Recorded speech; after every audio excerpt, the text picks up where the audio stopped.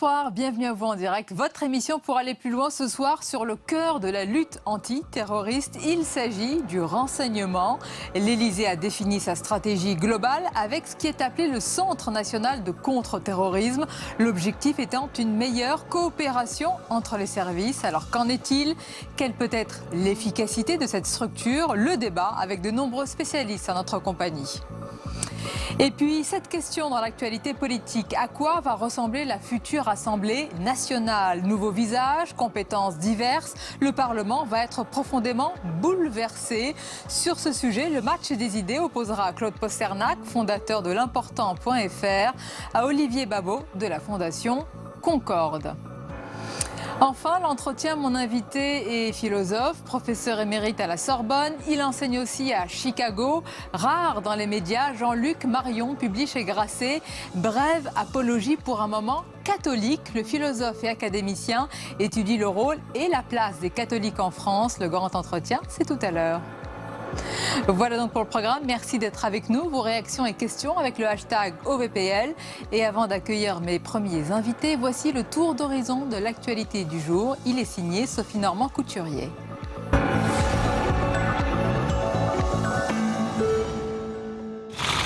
C'est un lourd tribut que nous payons dans ces attentats. Et je veux ici avoir une pensée pour l'ensemble des victimes et de leurs familles. Les mots d'Emmanuel Macron ce matin à l'annonce du décès d'un troisième Français dans l'attaque terroriste de Londres. Xavier Thomas était porté disparu. Il a été repêché mardi soir dans la Tamise, faisant passer le bilan de l'attentat de 7 à 8 morts. Terrorisme. L'enquête sur l'attaque au marteau d'un policier devant Notre-Dame de Paris se concentre sur le profil atypique de l'assaillant, toujours placé en garde à vue à l'hôpital de la Salpêtrière à Paris. Un étudiant algérien en sciences de l'information qui, dans une vidéo, avait prêté allégeance au groupe État islamique. L'homme de 40 ans n'avait pas donné de signe de sa radicalisation. Toutes les indications confirment la thèse d'un acte isolé. Impôts.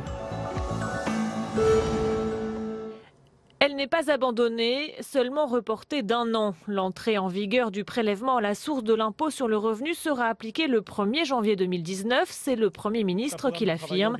Une réforme préparée sous le quinquennat de François Hollande. C'est un signe inquiétant, parce que c'est un gouvernement qui veut rénover, réformer profondément. Et le prélèvement à la source est un système novateur, qui facilitait la vie des gens.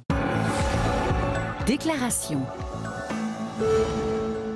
Pour moi, il y a deux approches. Certains qui veulent sabrer le projet du gouvernement avant même que le projet commence vraiment à être discuté. Ou alors des journalistes qui veulent vendre du papier, qui se croient très bien informés et qui sortent un certain nombre de notes. Mais les notes préparatoires de n'importe quel texte de loi, il y en a partout. Ce qui est important, ça sera le texte qui va être présenté. Déclaration. Le nouveau locataire de la rue de Grenelle laissait entendre un retour à la semaine des 4 jours et demi. À la veille de la remise du rapport du Sénat sur les rythmes scolaires, le ministre de l'Éducation nationale, Jean-Michel Blanquer, pourrait bien assouplir sa position. Face à la fronde des syndicats enseignants et des fédérations de parents d'élèves, il s'est voulu rassurant. Le but, c'est ne pas changer là où ça marche, là où tout le monde est content, là où ça fonctionne bien, et là où il peut y avoir quelques difficultés, ouvrir une nouvelle liberté, mais le faire très sereinement, très pragmatiquement, et c'est l'esprit de cette mesure.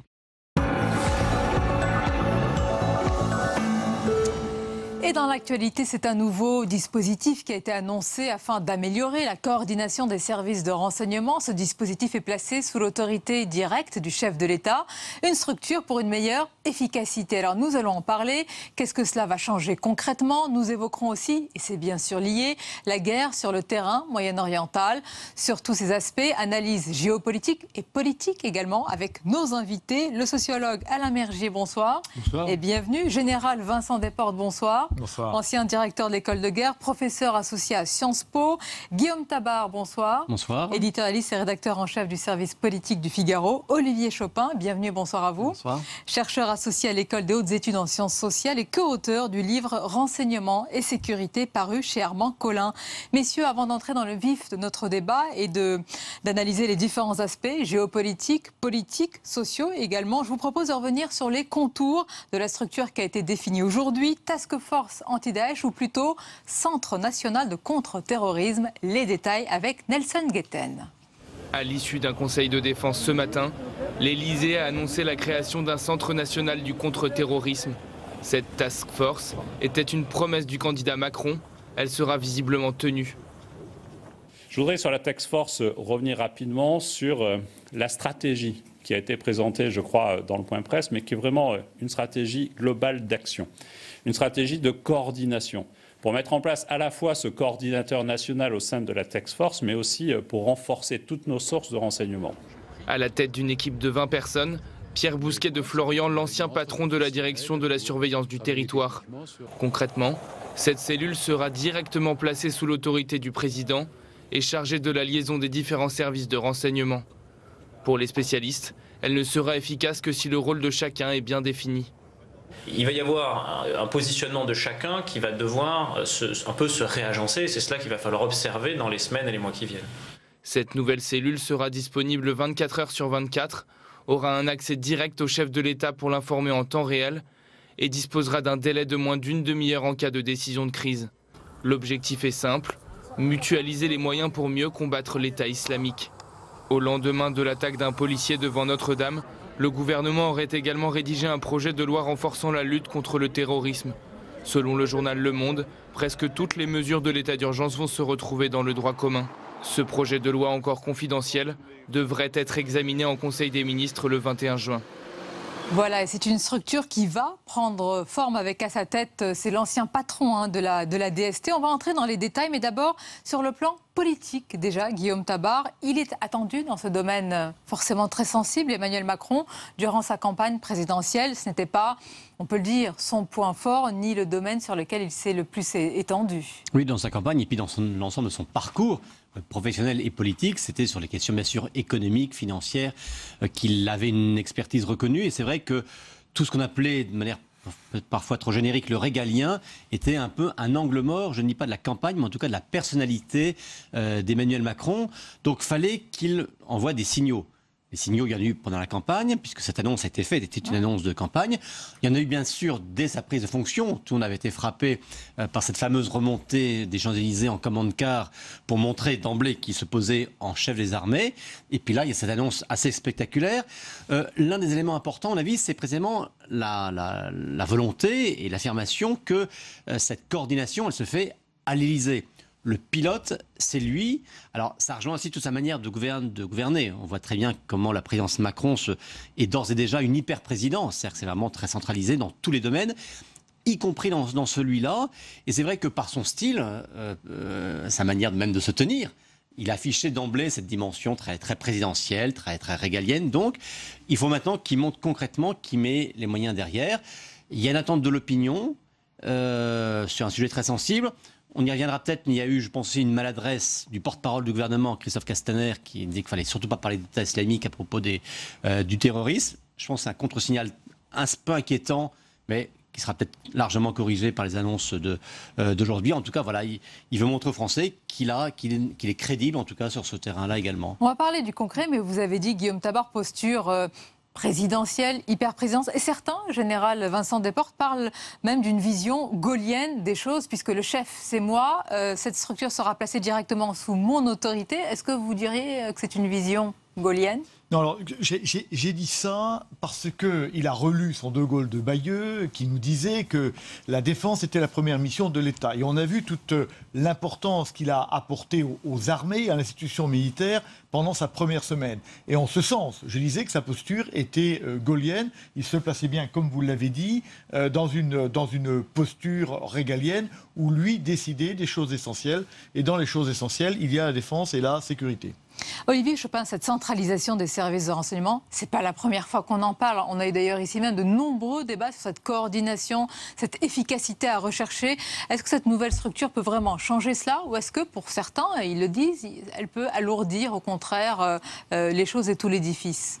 Bon, là on est en train de commenter une structure qui n'existe pas encore, donc c'est le premier paradoxe. Donc on a les contours quand même. On a les contours, on verra la pratique, parce qu'effectivement en termes de pratique, en 2008, après le livre blanc de la défense et de la sécurité nationale qui avait été porté par le président Sarkozy, on avait effectivement créé cette fonction de coordinateur national du renseignement qui a existé, qui fonctionne. Il y a eu des coordinateurs nationaux du renseignement accompagnés d'un certain nombre de conseillers qui s'occupaient de différents secteurs, mais la mission de coordination n'a jamais été totalement portée. Premièrement parce que le président Sarkozy lui-même avait quand même laissé beaucoup de choses dans l'interministériel autour du Premier ministre, et puis ensuite le président Hollande manifestement n'avait pas souhaité réellement donner un poids énorme politique à ces fonctions-là. Donc là, il faut aussi voir les questions de temporalité et de succession. C'est-à-dire depuis 2008, ça fait un peu plus de 7 ans que cette fonction existe. On a eu 6 coordinateurs nationaux du renseignement qui se sont succédés. Donc vous ne pouvez pas inscrire dans du temps long, dans de la structure, une imposition de coordonner des institutions qui sont très anciennes et qui ont chacune leur culture opérationnelle spécifique. Alors c'est un des problèmes qu'il faut régler. Le CNCT est un sous-ensemble de la coordination nationale du renseignement, et a priori ce sera la même personne qui sera en charge de ce centre national et le coordinateur national du renseignement. Donc il y aura une unité de personnes qui va sans doute en fait adjoindre des moyens d'analyse un peu opérationnels directement à l'Élysée, directement en contact avec le président. Je pense que c'est le plan institutionnel. Maintenant, il faudra voir comment ça fonctionne. On va parler de ces moyens-là et du lien évidemment général avec la guerre qui se déroule au Moyen-Orient. Le renseignement, Alain Mergier, c'est évidemment le cœur, le pilier de la lutte contre le terrorisme. Mais quand on voit un exemple, le profil hier de l'assaillant qui a attaqué au marteau un policier, il était absolument inconnu des services de police, inconnu des services de renseignement. Comment, et c'est la grande question, c'est le vaste défi, il n'y a pas de réponse, mais je la pose quand même, comment prévenir ce genre d'acte isolé, même si vous créez une task force, même s'il y a l'anticipation, même s'il y a le renseignement et la prévention qui sont derrière tout cela? Comment? Moi, je ne suis pas un expert, n'est-ce pas, de la... C'est plutôt sociologue. Mais quand même, du point de vue de l'opinion, c'est quelque chose d'extrêmement important, ce qui s'est passé à Notre-Dame. C'est-à-dire quelqu'un qui, comme vous le dites, surgit avec quelque chose que nous avons tous chez nous. Enfin, sans être un grand bricoleur, on a tous un marteau, nous avons tous une voiture, nous avons tous un couteau de cuisine, que je sache. Et que donc, il y a quelque chose d'effectivement totalement imprévisible. Et ça pour l'opinion, c'est quelque chose d'extrêmement important. Juste une chose, l'opinion le public fait la distinction entre 2 grands types d'actions terroristes. Des actions avec réseau, je dirais, voilà, et on s'aperçoit que les réseaux persistent. De temps en temps, on agit dessus, mais enfin, ils sont toujours là, d'une certaine façon. Et puis, des actions sans réseau, et qui sont, du coup, totalement imprévisibles. Il y a une sorte de complémentarité entre ces 2 types, pour le public, j'entends une complémentarité entre ces 2 types d'actions terroristes, et qui fait que on a à la fois le sentiment qu'ils sont partout, puisqu'il y a des réseaux qui sont ramifiés sur la totalité de la population, et puis ou bien ils sont n'importe où. C'est-à-dire ils peuvent surgir n'importe où. Donc il y a une complémentarité dans la menace. Et une distinction faite entre l'attaque donc sans réseau, semble-t-il, comme celle d'hier, et l'attentat de Londres et Manchester avec un réseau important, général Vincent Desportes. Et la question, parce que là on parle beaucoup de la coordination dans nos services de renseignement, mais qu'en est-il de la coordination entre les services des différents pays, notamment européens? Voilà un sujet majeur. Est-ce que sur ce plan-là, dans ce domaine-là, on a progressé? Alors moi, je ne peux pas traiter les services de renseignement généraux. En ce qui concerne les services de renseignement militaire, il y a une excellente coordination au plus haut niveau. Et je ne suis pas sûr qu'on puisse véritablement l'améliorer. Ça fait très longtemps entre des services européens et avec les services américains. En particulier depuis que la France, heureusement, est rentrée dans sa lutte contre Daesh également en Syrie, ce qu'elle ne faisait pas.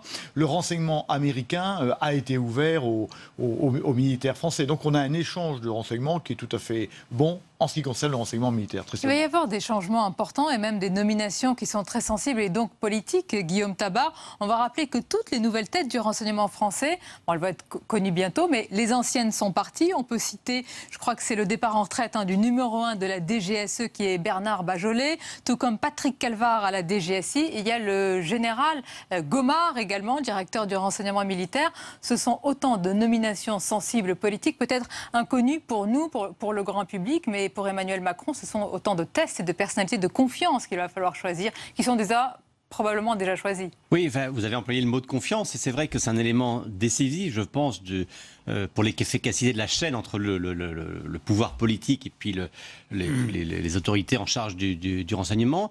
Et on voit bien qu'on est en permanence, et c'est pas nouveau, on avait vécu ça sous Sarkozy, puis ensuite bien sûr lors de l'alternance Hollande-Sarkozy, comment un président veut s'appuyer sur des gens de confiance, et comment, j'allais dire mécaniquement, un président qui arrive a une méfiance presque préalable à l'égard des gens en place. On l'a vu notamment dans le domaine de la police et aussi dans le domaine du renseignement, ce qui ne garantit pas non plus une certaine stabilité. Et je pense que vous qui êtes dans ce domaine-là, vous avez bien vu que la continuité souvent était importante et primait sur les choix et les alternances politiques, et que l'incapacité souvent pour une personnalité d'imprimer sa marque, d'imprimer une stratégie même dans la durée, pouvait être néfaste. Alors, on voit bien comment, là aussi, toute la logique politique d'Emmanuel Macron est de sortir de ce principe a priori de l'alternance et donc de la chasse aux sorcières et de dire puisque quelqu'un appartient à l'ancien régime, il n'est pas bon.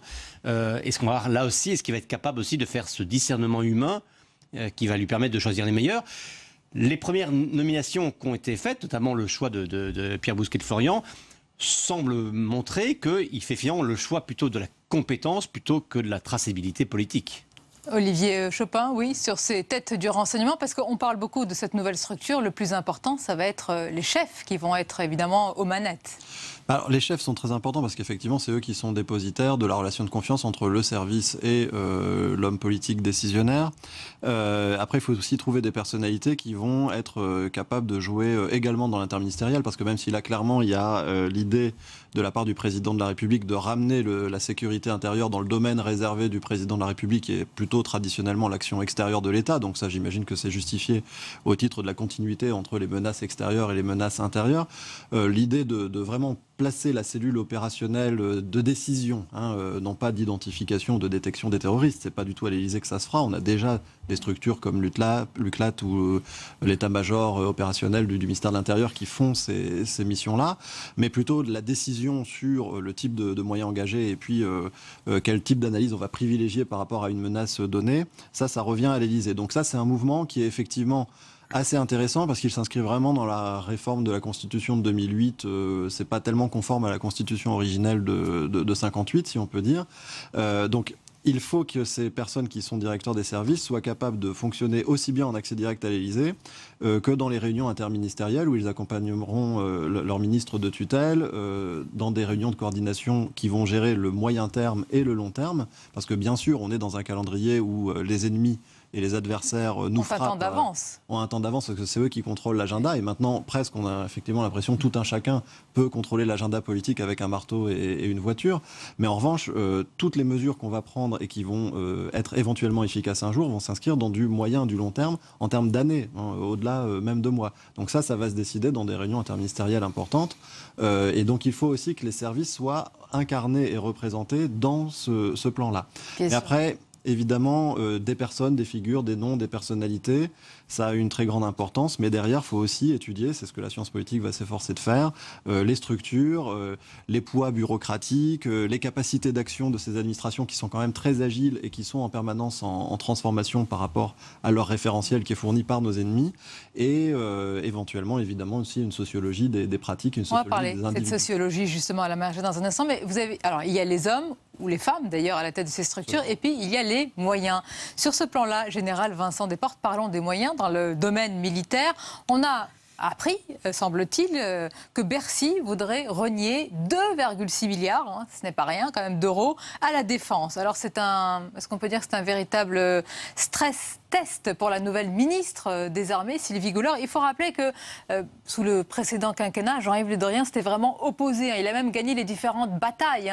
Et face à Bercy, il avait pu conserver son budget de l'hôtel de Brienne. Non, je n'y vont pas quand même trop les choses. Les armées sont sorties totalement éreintées et brisées. Ça aurait pu être pire, non ? Difficilement. De la dernière mandature. Les armées qui ont été laissées par le dernier quinquennat sont des armées sous-entraînées, des armées sous-équipées, des armées qui manquent de munitions, etc. Donc non, Jolivon, pas trop. Jamais la précédente mandature n'a donné aux armées les moyens dont elles avaient besoin pour conduire les missions qui leur étaient confiées. Donc des armées très fatiguées. Mais aujourd'hui, vous avez raison, il va falloir décider de savoir qui dirige. Est-ce que c'est la technostructure de Bercy ? Parce qu'on ne peut pas penser que c'est une décision ministérielle. Est-ce que la technostructure reprend le dessus, après le départ de M. Le Drian, qui l'avait à peu près contenu, ou est-ce que c'est le président Macron qui impose ses visions ?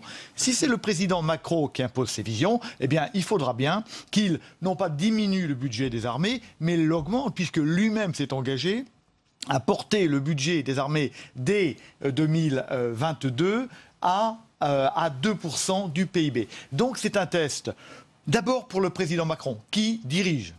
Ensuite, évidemment, pour Madame Goulard, parce que si on cède là, alors on ne sait plus ce qu'on donnera par suite. Et puis c'est un test pour le ministre des Finances, parce que Bruno Le Maire aussi s'était engagé à augmenter le budget des armées, et lui aussi ne doit pas laisser faire des choses. Donc c'est tout à fait intéressant de savoir comment on sortira de cette crise. Ce qui est sûr, on le sait, c'est qu'aujourd'hui on a une montée des menaces et qui impose un réinvestissement massif et immédiat dans la défense. Guillaume Tabar, voilà un premier casse-tête politique sensible, s'il en est dans ce domaine-là, à résoudre à la fois pour le président, la ministre des Armées et le ministre aussi des Finances. Oui, et de ce point de vue-là, quand même, le choix qui a été fait avec ce gouvernement peut poser question, parce que précisément, Jean-Yves Le Drian, qui était celui qui incarnait ce bras de fer avec Bercy, disons-le clairement, il a quand même été dégagé de la défense. Je veux dire que c'est pas un secret que le souhait de Jean-Yves Le Drian, s'il voulait rester dans ce gouvernement, c'était plutôt de continuer la défense.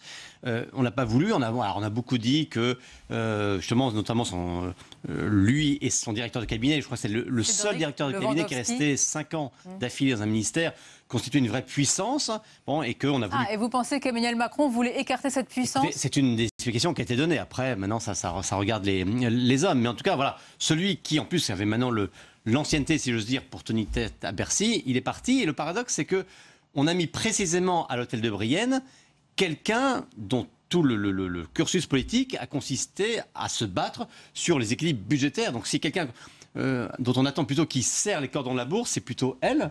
Et maintenant, elle va être dans le rôle, au contraire, de défendre un budget qui va devoir augmenter. On sera attentif, parce que ça peut être contradictoire de vouloir renforcer quand même le renseignement, l'anticipation, la prévention, et non pas d'affaiblir, mais en tout cas de renier un peu le budget de la défense. Non mais le temps du courage est venu. Le temps du courage et de l'affirmation et de la volonté. On a eu pendant 5 ans une politique laxiste qui n'a pas choisi. Aujourd'hui, si la France est menacée, et Dieu sait qu'elle l'est, comme la Grande-Bretagne, eh bien la sécurité, la défense doivent devenir une priorité budgétaire. Donc ça signifie des sacrifices ailleurs. Donc on a bien une restructuration du budget global de l'État qui est à conduire de manière courageuse, mais je fais confiance à M. Macron pour le faire. C'est une mise en garde, sous forme de...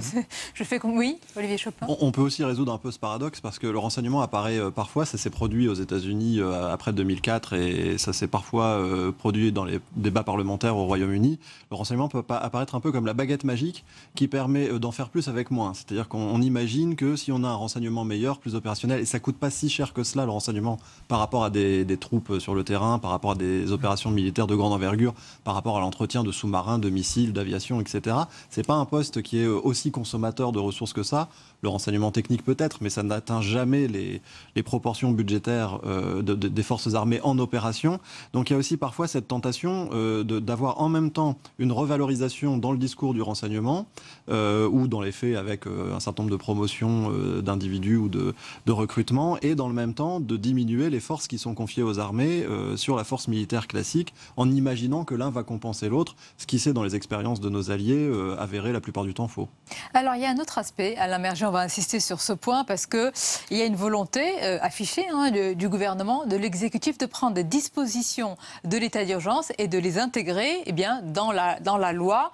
Est-ce que, selon vous, il y a toujours ce même débat, ou est-ce qu'il est un petit peu dépassé aujourd'hui, compte tenu de l'importance de la menace, ce débat selon lequel les Français sont tiraillés, il y aura un dilemme entre vraiment le droit et la sécurité, ou est-ce que vous pensez, compte tenu de l'importance de la menace, qu'on est prêt, peut-être, à certains compromis? Le débat était, dans l'opinion, assez faible, en réalité.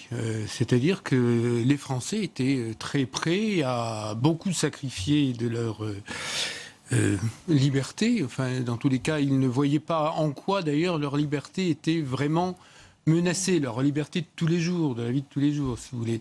Donc, il y a eu beaucoup de dilemmes ces dernières années, ces derniers temps, dans l'esprit des Français.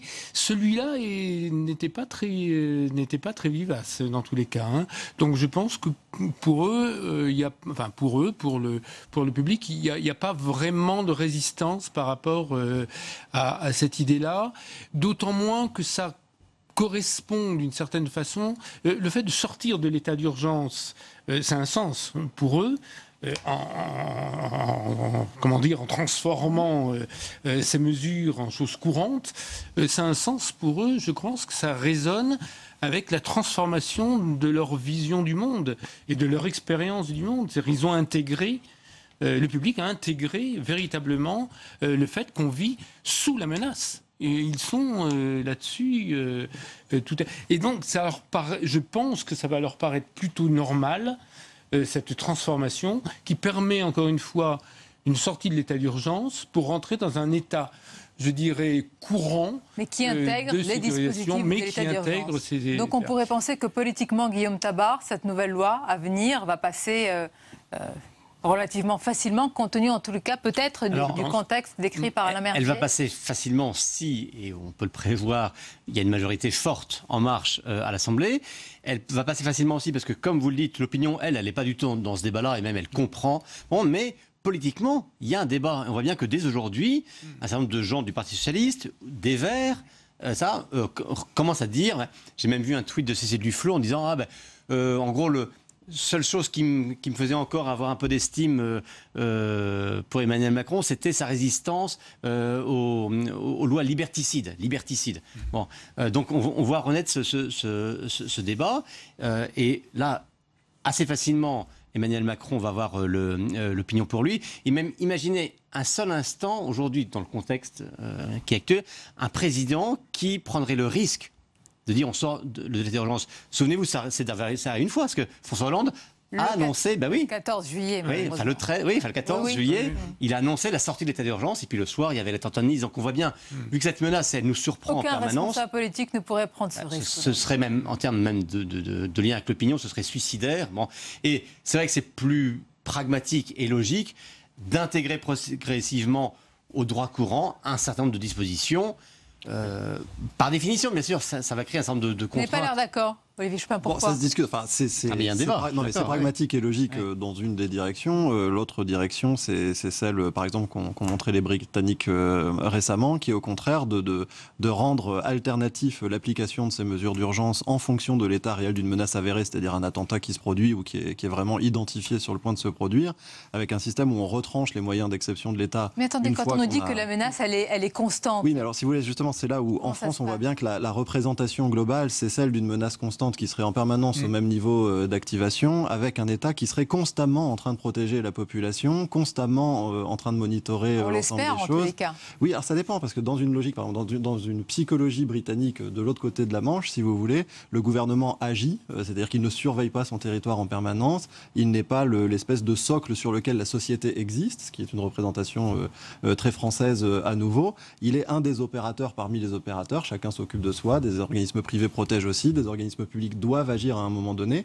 Et donc là, il y a cette idée, si vous voulez, que le gouvernement est celui qui va réparer le déséquilibre au moment où il se produit. Et évidemment, par exemple, ils ont une sorte d'opération sentinelle qui s'appelait Temperer, mais qu'ils ont levée aussitôt après.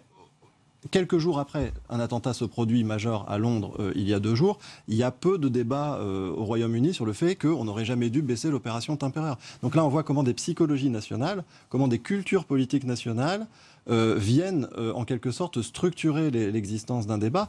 Donc sortir de l'état d'urgence, on pouvait sortir en quelque sorte par l'imprégnation des mesures d'urgence dans le droit commun, c'est le choix qui est fait par l'actuel président et gouvernement. On aurait aussi bien pu sortir en quelque sorte vers l'extérieur en disant que ces mesures d'urgence allaient être constitutionnalisées d'un certain point de vue, mais rendues applicables à certaines conditions et sous certains types de contrôle. Peu de débats, oui. On voit bien qu'il est quand même difficile ce soir de défendre le système britannique qui part 3 fois. On a eu 3 attentats l'un après l'autre. Et la France a eu la chance et probablement l'expertise qui a permis d'éviter ce genre de choses. Et on voit bien en même temps... Malgré de nombreux chocs très violents. Oui, malgré de nombreux chocs. Mais enfin, il se trouve que le système britannique, c'est difficile de le défendre totalement ce soir. Et on voit bien que Mme May est en train de modifier ces choses-là et de prendre des mesures assez fortes. Et je crois que les Français sont assez prêts parce que les Français sont des pragmatiques. Ils comprennent bien que leur première liberté, c'est la sécurité. Et que sans sécurité, il n'y a pas de liberté. Donc c'est pour ça que je crois qu'on peut aller assez loin dans ce genre de choses sans qu'il y ait de débat politique très fort. Mais encore une fois, l'état d'urgence tel qu'il est appliqué maintenant, personne ne s'en plaint parce que personne n'a le sentiment, dans tous les cas, de perdre quoi que ce soit de sa propre liberté.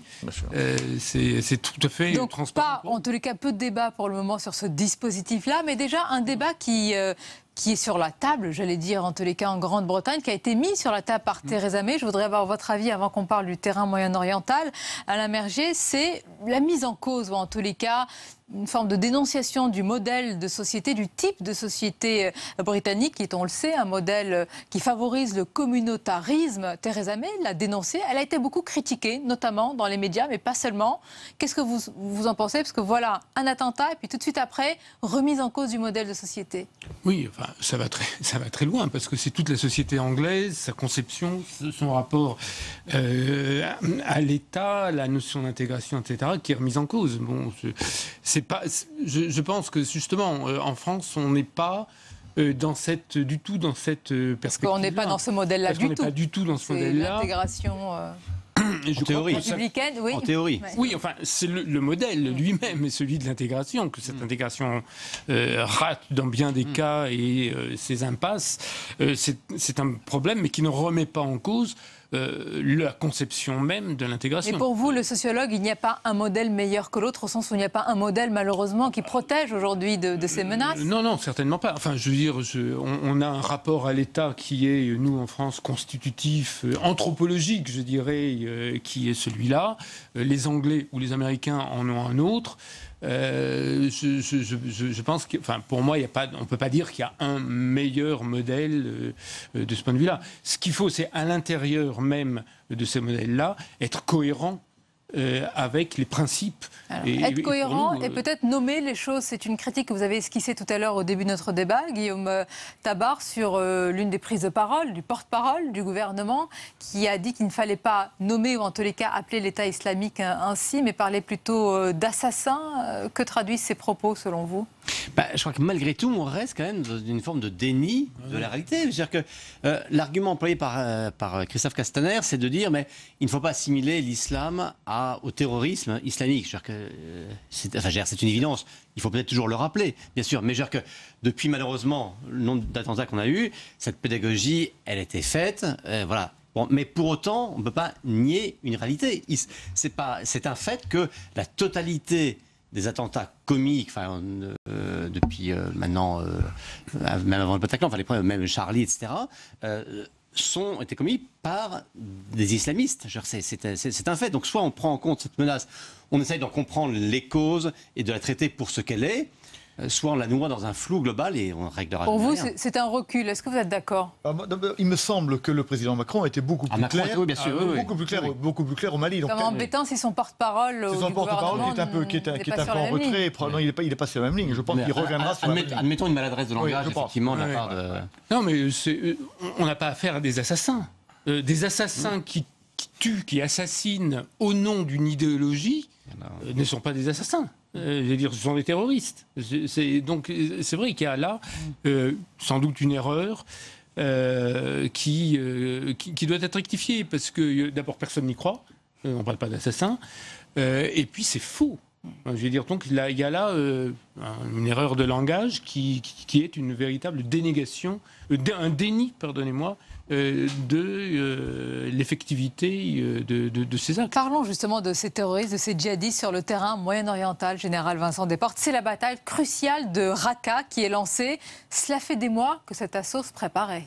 Alors, qu'il est en cours, parce qu'il a fallu se rapprocher de Raqqa. Et ça fait déjà 7 ou 8 mois que cette affaire a été lancée. Alors c'est la bataille cruciale, mais n'oublions pas que la bataille de Mossoul est loin d'être terminée. Mossoul n'est pas prise intégralement. Les combats se passent dans la Médina, donc ça va être très difficile, parce que c'est des combats de rue au corps à corps, dans des rues étroites. Donc l'affaire de Mossoul n'est pas terminée. Mais effectivement, l'affaire de Raqqa est tout à fait importante, et il est probable que la bataille de Raqqa durera presque autant que la bataille de Mossoul. Donc on est très très loin d'en avoir fini sur le terrain, d'autant plus qu'on le voit bien à Mossoul, plus les choses vont mal pour les terroristes, plus ils se battent, et ils vont se battre jusqu'à la mort, parce qu'ils savent bien qu'ils vont mourir. Donc ils n'ont rien à perdre.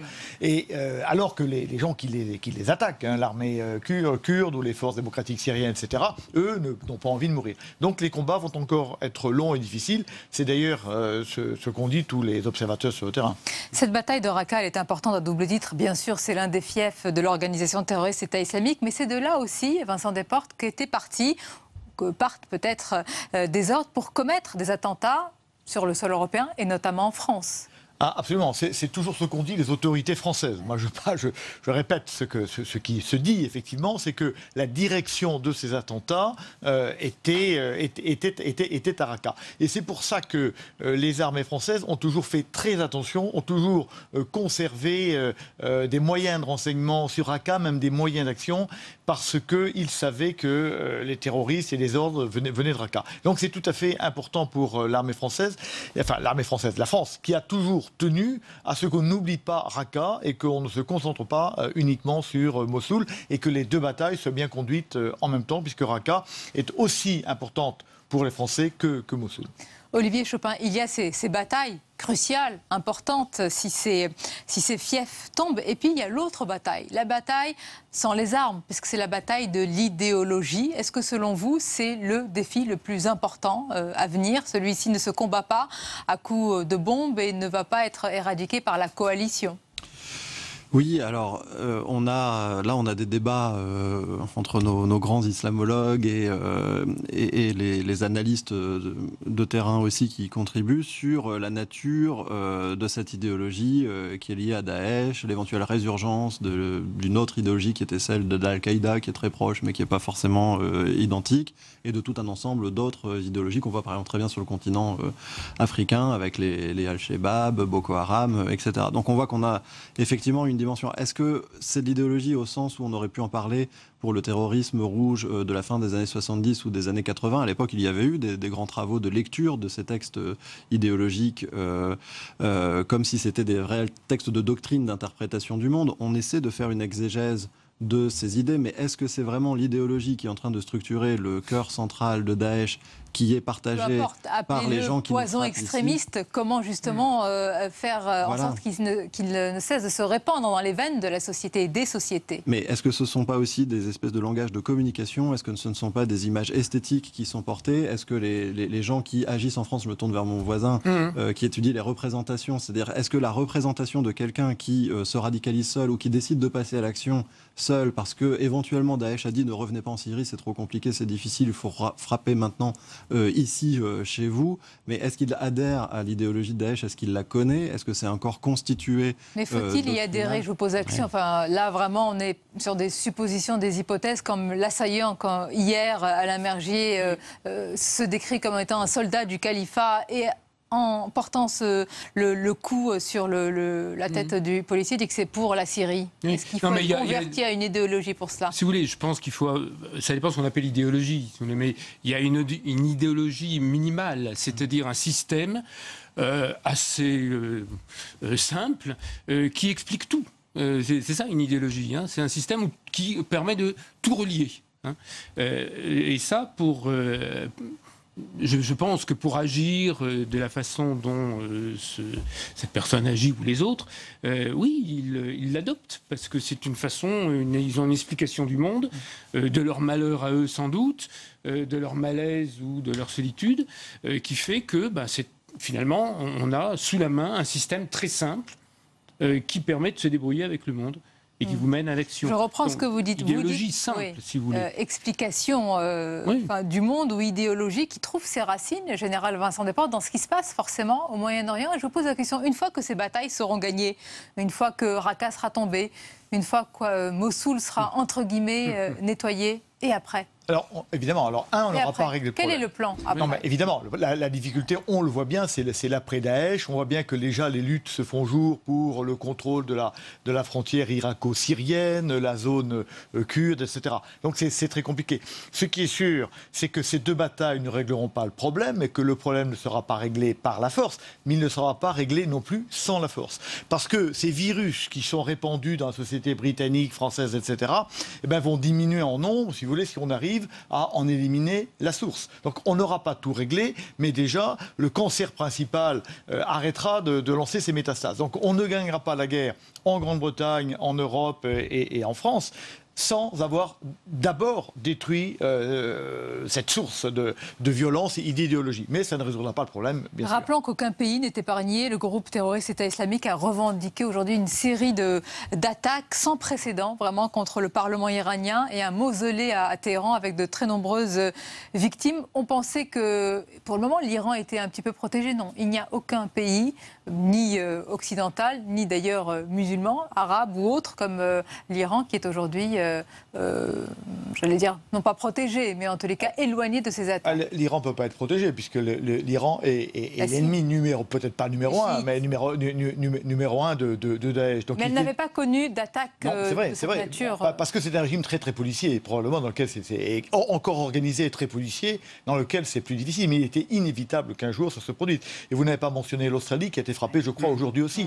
Donc aujourd'hui, aucun pays. Et donc on est dans un problème global qui demande des solutions globales et un effort global, de manière très claire. Et une vision aussi des différents responsables politiques. On va terminer, comme on avait commencé, Guillaume Tabar, par une question un peu plus politique et même politicienne. On reprochait aussi à Emmanuel Macron, outre peut-être pas un manque de connaissances, mais en tous les cas de ne pas être allé sur ce terrain régalien assez souvent dans sa campagne. Est-ce qu'il a une vision, tout simplement, du monde, des rapports de force géopolitiques ? Je me rappelle qu'au début de son mandat, François Hollande, on lui reprochait un manque de connaissances du monde. Il n'avait pas beaucoup voyagé. Est-ce qu'Emmanuel Macron pêche sur ce terrain-là également ? Déjà, c'est une constante que tous les présidents de la République élus, finalement, se font à la fonction et même trouvent un intérêt, même du goût à ces questions.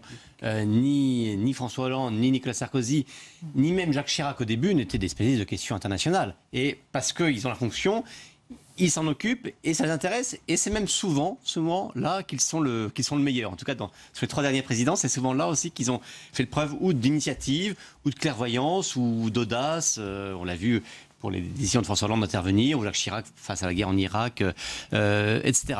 Emmanuel Macron, il y a autre chose, c'est qu'il avait une vraie vision, mais critiquable, et même qui avait été contestée, souvenez-vous, par Manuel Valls, parce qu'après les attentats de Nice, Emmanuel Macron faisait partie de ceux qui essayaient de développer une explication sociale du terrorisme. Bon, et que Manuel Valls l'avait quand même un peu repris, rappelé à l'ordre sur ce plan-là. Bon.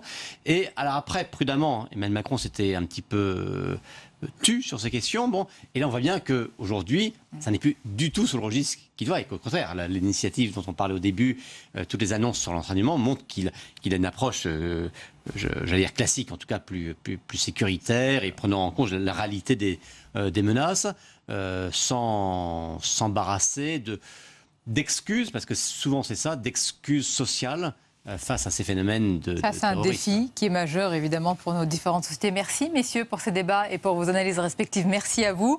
La suite de votre émission, tout autre sujet, avec cette question dans l'actualité politique. À quoi va ressembler la future Assemblée nationale ? Nouveaux visages, compétences diverses. Le Parlement va en tous les cas être profondément bouleversé. On va en parler lors du match des idées qui va opposer dans quelques instants Claude Posternac à Olivier Babot. À tout de suite. Le médecin généraliste, pour moi, c'est le médecin de famille, c'est celui qui va soigner les personnes. Lisa et Benoît ont découvert ici, lorsqu'ils sont venus s'installer en 2006, un territoire laissé pour compte des services de santé.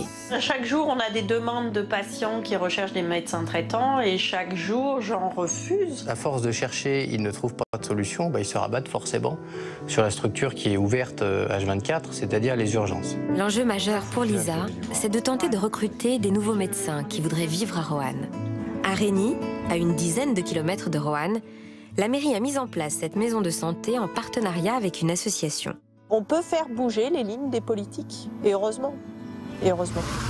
La France qui réussit, demain à 13h sur Public Sénat. Je passe le plus clair de mon temps à la maison. On évite de sortir. On ne sait jamais ce qui peut arriver.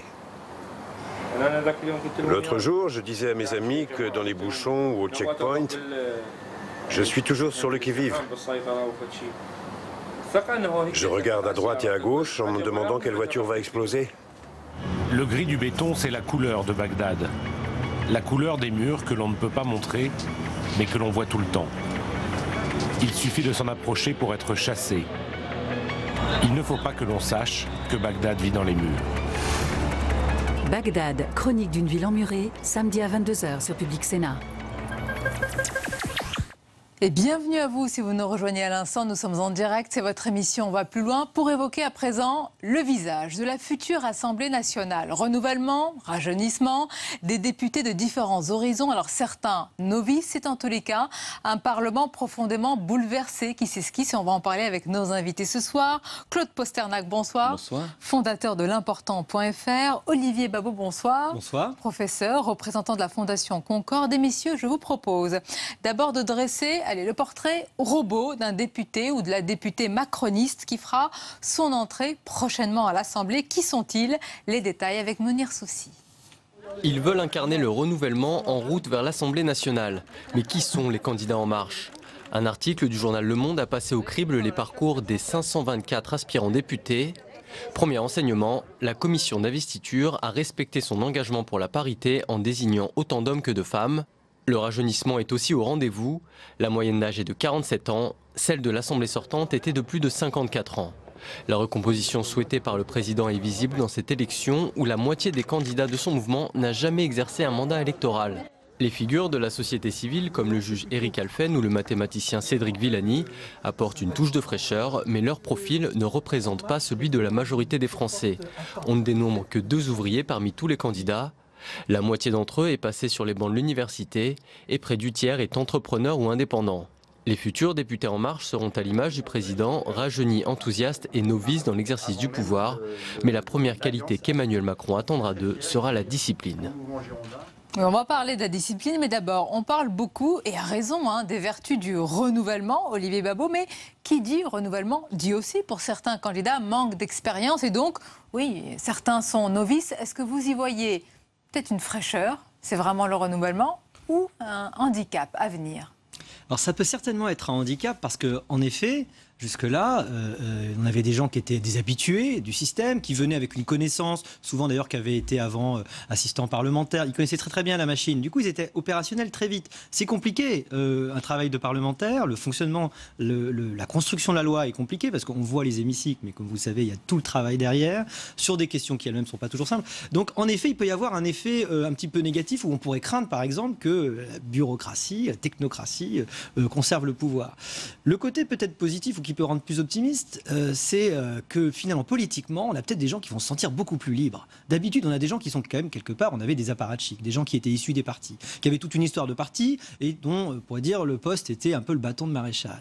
Et là, on a des gens qui viennent, qui ne doivent rien à personne, qui théoriquement n'ont pas envie réellement de faire carrière. Emmanuel Macron, oui, quand mais même. Beaucoup d'ailleurs. Ils n'ont pas une vie d'engagement. Ils n'ont pas envie, d'ailleurs théoriquement, ils n'ont pas envie de s'engager à vie. Ils viennent pour une mission, ils sont contents d'être là, mais ils vont, je pense, garder leur liberté. Ça va être très intéressant de voir la discipline de vote de ce futur groupe majoritaire, s'il est majoritaire comme les sondages le prévoient. Ça va être vraiment très intéressant. On peut avoir un changement radical par rapport à ce qui se passait jusqu'à présent. On va parler de cette discipline, mais Claude Postanac, je vous fais réagir sur le premier point de l'argumentaire d'Olivier Babot sur le éventuel handicap de certains candidats, peut-être qu'ils ne connaissent pas la machine, c'est peut-être faux, hein. Peut-être qu'ils vont se révéler vraiment meilleurs que les députés qui sont là depuis très longtemps. Qu'est-ce que vous pensez de cette faiblesse-là? Alors d'abord, l'expérience, c'est quoi? Bonne question. L'expérience aujourd'hui, c'est quand même 6 600 000 personnes à Pôle emploi, l'expérience. C'est une dette qui atteint une fois le PIB. Ça, c'est l'expérience. C'est plus de 3% de déficit et c'est 56,3% de dépenses publiques dans le PIB. Voilà l'expérience. Et justement, les Français ne veulent plus de cette expérience. Ça fait 30 ans qu'il se trouve que le personnel politique ne répond pas à leurs attentes. Et la principale des attentes, le contrat entre les Français et les élites est extrêmement simple. C'est il faut réussir. Et depuis 30 ans, les Français considèrent qu'il n'y a pas de réussite. Donc cet oxygène, puisqu'il va falloir parler d'un terme précis, c'est de l'oxygène qui va rentrer à l'Assemblée nationale, ne peut pas faire de mal. Alors après, si on regarde un peu le profil de certaines personnes, moi j'en connais un par exemple qui se présente en Lozère, c'est le président du syndicat des commerçants et artisans de France. Bon, ben c'est quelqu'un qui a l'habitude de négocier déjà avec des collectivités territoriales, qui a l'habitude de négocier avec des cabinets. C'est quand même des gens qui, pour certains, je ne dis pas pour tous, ont quand même une expérience dans la société civile. Et pourquoi ils vont en marche? C'est parce qu'à un moment, ces gens-là se disent on n'en peut plus avec le politique, ils ne nous comprennent plus, il faut passer l'étape suivante. Et l'étape suivante pour eux, c'était justement des gens qui militaient depuis 20 ans dans des associations professionnelles de dire on est obligé de passer le cap du politique. Sachant que ce politique a quand même une différence par rapport à ce qu'on disait, c'est que le principe chez En Marche, c'est un principe citoyen qui est de dire je suis dans la vraie vie, je sers mon pays et je retourne dans la vraie vie. Alors que la logique aujourd'hui en politique, c'était je fais carrière en politique et c'est pour ça qu'il fallait passer d'abord par les partis politiques, devenir un apparatchik et puis au bout de 20 ans où on avait fait plaisir à tout le monde, on avait le droit à son petit cadeau et son petit cadeau c'était d'abord la mairie et puis après le Sénat ou l'Assemblée nationale. Tout ça, ça va être balayé et tant mieux. Et avant de revenir à leur vie qui était la leur avant d'être probablement élus députés, Olivier Babot, la question c'est comment vont-ils se comporter politiquement? Alors il y a deux thèses. Il y a ceux qui disent ce seront finalement des députés godillots, pas d'expérience, avec le petit doigt sur la couture du pantalon, ils vont voter les lois Macron. Et c'est à cela que sert d'ailleurs une majorité. Ils l'ont dit, je crois, Claude Postanac, oui, quand ils se sont engagés. Voilà. Et puis d'autres, peut-être c'est ce que vous avez dit, esquissé tout à l'heure, qui disent finalement non, ils vont avoir cette liberté, parce que c'est le renouveau, de pouvoir donner leur avis et peut-être d'aller dans des sentiers un peu éloignés de la politique. Oui, c'est une vraie question. Je crois d'abord qu'ils vont se sentir une très grande fidélité face au programme immédiat d'Emmanuel Macron, qui a été clairement exposé, qu'ils ont dû porter lors de la campagne législative en ce moment. Donc ils le connaissent très très bien, ils ont dû le défendre. Ça me paraît difficile d'être schizophrène au point de ne pas le défendre après. D'un autre côté, je crois vraiment, l'avenir verra si j'ai raison, mais je crois vraiment qu'ils vont se sentir une liberté qu'on n'a jamais vue. Parce qu'encore une fois, jusque-là, si vous étiez très, pour dire, discipliné dans un groupe, c'est pourquoi, très concrètement, disons les choses, c'est parce qu'on vous disait derrière, écoute Coco, si tu ne veux pas comme on te dit, le prochain coup, on va mettre quelqu'un en face, tu n'auras pas l'investiture. Très peu de députés valaient pour eux-mêmes. Il faut avoir fait beaucoup de mandats et être très très implanté localement pour pouvoir être élu sur son nom et pas sur une étiquette. Et donc, finalement, la discipline, elle venait de là. Autant, peut-être au moins, que d'une communauté de pensée qui n'était pas forcément toujours là, puisqu'on sait que dans les partis, il y avait en fait beaucoup de courants. Donc, on pourrait voir peut-être pas une discipline, mais en tout cas une indépendance. Et en plus, avec des gens qui, justement, arrivent avec un passé, avec une capacité, parfois ça a été des chefs d'entreprise, ça a été des gens qui ont eu une vie. Est-ce que, pardonnez-moi, ils n'ont pas tous un peu la même vie? On parle d'une élite, un petit peu d'une catégorie socio-professionnelle plutôt plus aisée. Est-ce que ce n'est pas les mêmes personnes qui se ressemblent qui vont faire leur entrée? Est-ce qu'il y a une vraie diversité dans ce magma des candidats? Oui, il y a une vraie différence. Oui. Il y avait, à l'Assemblée nationale, il y avait une surreprésentation des fonctionnaires. Ça, c'est clair, oui. Donc déjà, il y a un véritable changement par rapport à ça. En plus, pour répondre à votre question sur savoir comment ça va se passer, je vous rappelle qu'on sort de 5 ans où le pays a été pris en otage par le Parti socialiste. Pendant 5 ans, le Parti socialiste, qui avait refusé de trancher un débat idéologique entre des courants qui étaient extrêmes. Je vous rappelle que le programme Le Changement du Parti socialiste avait été signé à la fois par Gérard Filoche, il faut que je tende la main très à gauche, et très à droite, Manuel Valls. Là, vous risquez le claquage. Donc, c'était le grand écart. Donc, à l'arrivée, on s'est retrouvé dans une situation où le Congrès, qui aurait dû trancher un débat de ce type-là, le Congrès s'est tenu pendant 5 ans à l'Assemblée nationale. Les Français ne veulent plus de ça, et d'ailleurs, ils n'ont pas compris. Donc, c'est un mélange au niveau de Macron entre un contrat et une liberté. Le contrat, il est clair, il fallait s'engager sur les engagements d'En Marche. Et la liberté, je me rappelle le jour où Emmanuel Macron s'est déclaré candidat à la présidence de la République. Il avait accueilli dans son nouveau siège de la rue de la Belle-Groue 50 fidèles qui étaient là avec lui depuis le départ. Et qu'est-ce qu'il a dit à ces fidèles? Il a dit, je sais qu'autour de moi, il y a beaucoup de divergences.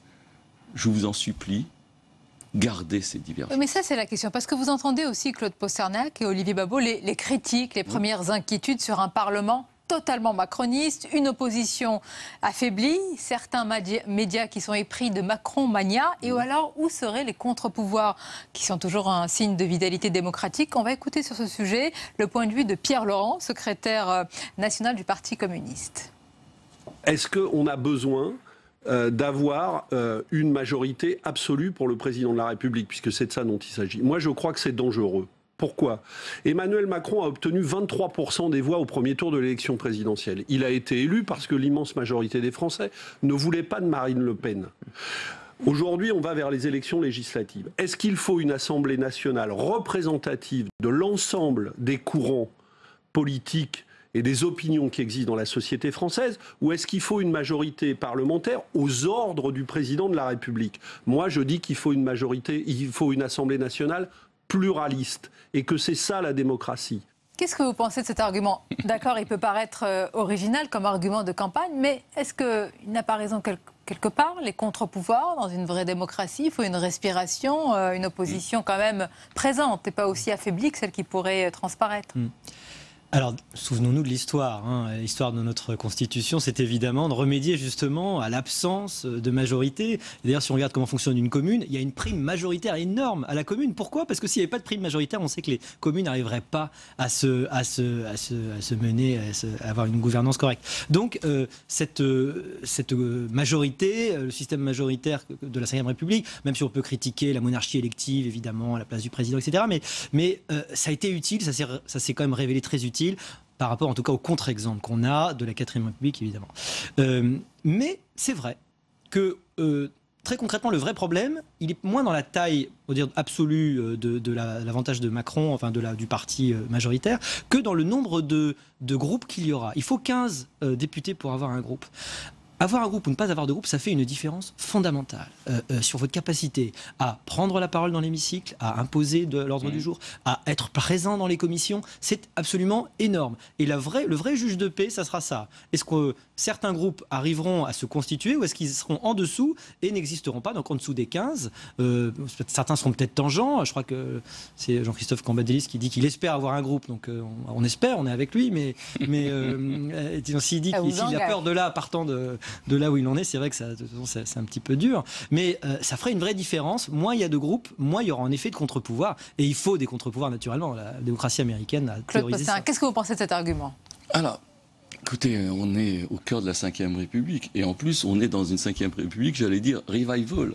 C'est-à-dire qu'Emmanuel Macron, dès le départ, s'est inscrit disant je suis à l'aise dans cette Ve République et d'ailleurs je veux qu'on l'amène jusqu'au bout de sa logique institutionnelle. C'est pour ça qu'il a rappelé il y aura un président pour présider et un Premier ministre qui dirigera la politique du gouvernement. Donc les choses sont là. On est dans la Ve République, on est dans une attitude même quelque part un peu gaullienne, c'est-à-dire la façon de repenser en cassant la gauche et la droite telle qu'elle existait. Et De Gaulle avait eu exactement la même démarche. Parce qu'il voulait être vraiment au-dessus des partis. Oui, mais là, quand vous dites vous êtes ni droite ni gauche, vous êtes au-dessus des partis. Vous dites qu'il faut dépasser en tous les cas les partis tels qu'ils existaient. Je rappelle, et je cite souvent ce chiffre, 91% des Français n'ont plus confiance dans les femmes et dans les hommes politiques. Ça veut dire que derrière, ça veut dire que la responsabilité est énorme sur ces nouveaux députés macronistes qui vont entrer à mais la responsabilité d'abord d'Emmanuel Macron est essentielle, elle est extrêmement forte puisqu'il chamboule complètement le champ politique, il casse d'un point de vue institutionnel la gauche et la droite. La gauche, on voit, elle est complètement en miettes, la droite sera encore plus en miettes après les législatives puisque il y aura un deuxième tour par rapport à la recomposition de la droite. Oui, on est dans un changement très très radical. Mais pour revenir à la première question et globalement le changement, pour visualiser un peu le changement, dans le dernier gouvernement de François Hollande, il y avait une seule personne du gouvernement qui avait travaillé dans le privé. Une seule, vous imaginez, une seule. C'était d'ailleurs le Premier ministre, M. Cazeneuve.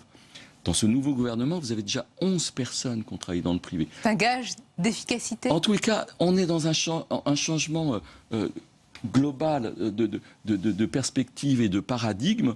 On recompose, et on recompose avec un effet miroir, puisque apparemment les Français souhaitent cette recomposition. Mais qui a le monopole de ce renouvellement? Est-ce que c'est seulement la République en marche? Non, répond la droite, et non, répond le chef de file des Républicains aux législatives, c'est François Baroin. Il était l'invité du 20h de TF1 ce soir, on l'écoute à ce sujet. Et moi, je sais où j'habite et je suis le chef de file de cette campagne. La très grande majorité de nos candidats, qui sont d'ailleurs à 60% renouvelés, qui sont des jeunes, qui se présentent pour la première fois à une élection nationale, savent où ils habitent. Nous sommes respectueux des institutions. La légitimité du président de la République n'est pas en cause et il a une tâche immense. Et nous serons en situation de travailler à ses côtés si la confiance nous est accordée. Alors là, il parlait davantage vraiment du positionnement de la droite. Il est vrai, Olivier Babou, qui a beaucoup évolué. Au départ, il s'agissait d'une cohabitation. Après, on a parlé d'une coexistence pacifique. Après, on a parlé d'autre chose. Quelle est aujourd'hui la position de la droite par rapport à ce qui va arriver ? Je crois qu'elle est forcément très très compliquée. Oui, évidemment, ça, on est encore dans la campagne, donc c'est pas encore le moment des arrangements. C'est le moment où chacun essaie de montrer ses muscles et d'avoir le plus d'élus possible pour pouvoir peser le lendemain le plus possible. Voilà. Aujourd'hui, le PS, évidemment, dans une très grande mesure, et un peu moins peut-être les Républicains, mais joue une partie quelque part de leur survie, de leur crédibilité, parce que derrière, il faut rappeler que le nombre de députés, c'est aussi vos moyens financiers.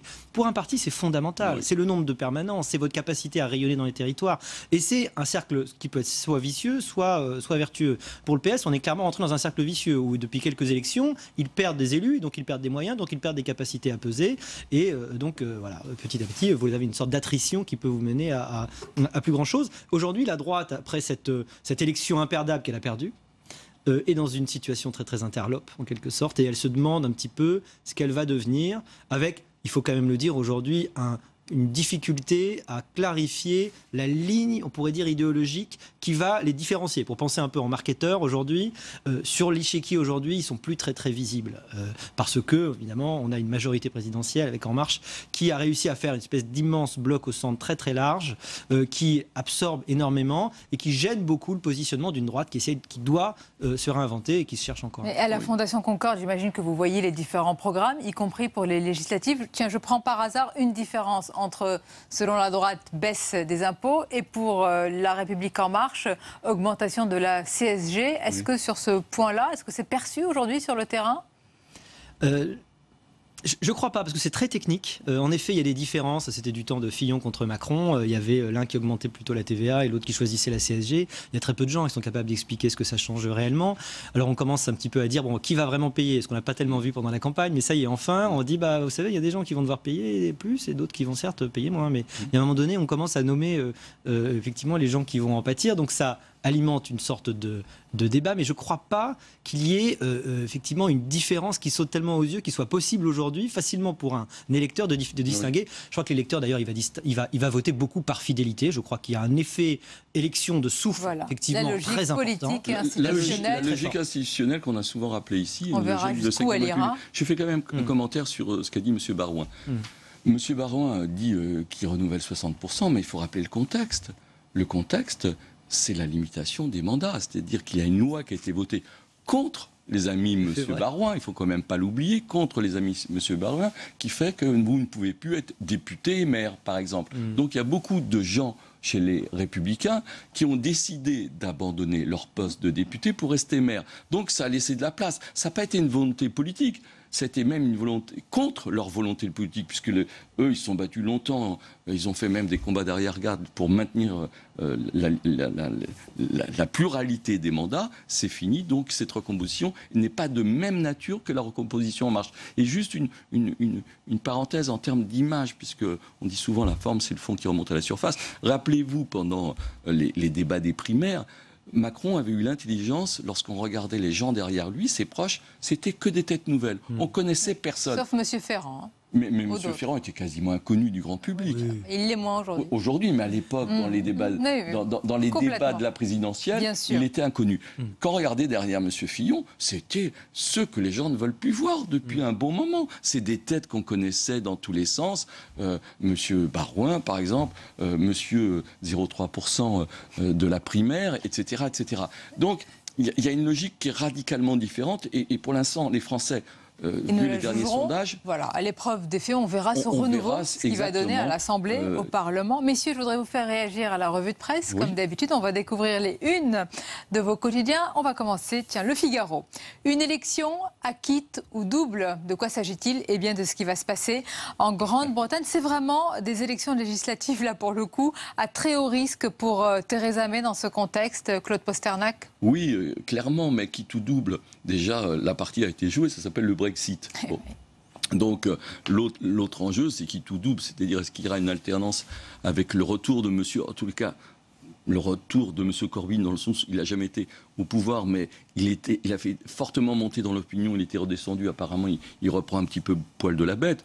Donc c'est un arbitrage assez simple qu'on connaît quand même en Angleterre. Hein. C'est pas une révolution, le qui tout double, c'est soit on aura des travaillistes, soit on aura des conservateurs. La Croix, presque même une, en tous les cas, même sujet, la Grande-Bretagne dans l'incertitude alors que les Britanniques élisent leurs députés. Reportage à Hull, c'est une ville qui avait massivement voté pour le Brexit. Encore une question sur la Fondation Concorde, Olivier Babou. Est-ce qu'on connaît aujourd'hui un peu plus les conséquences de ce Brexit? Est-ce qu'on peut les évaluer ou non? C'est encore trop tôt. Alors on voit les conséquences aujourd'hui. Après on peut essayer de prévoir ce qui va se passer. Ce qu'on a vu, c'est que la livre a quand même perdu de sa valeur, beaucoup baissé d'environ 15%, si je me trompe pas. Et puis je crois aussi, pour connaître évidemment comme beaucoup de gens qui travaillent à Londres et qui sont là-bas, il y a un changement d'atmosphère réel. Ça a fichu un coup à beaucoup de gens, à la City, mais pas seulement.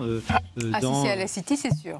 Oui, alors à la City, c'est ça, mais pas seulement. Et il y a un changement d'atmosphère qui fait qu'on se demande un petit peu, effectivement, quel va être le cap qui va être pris.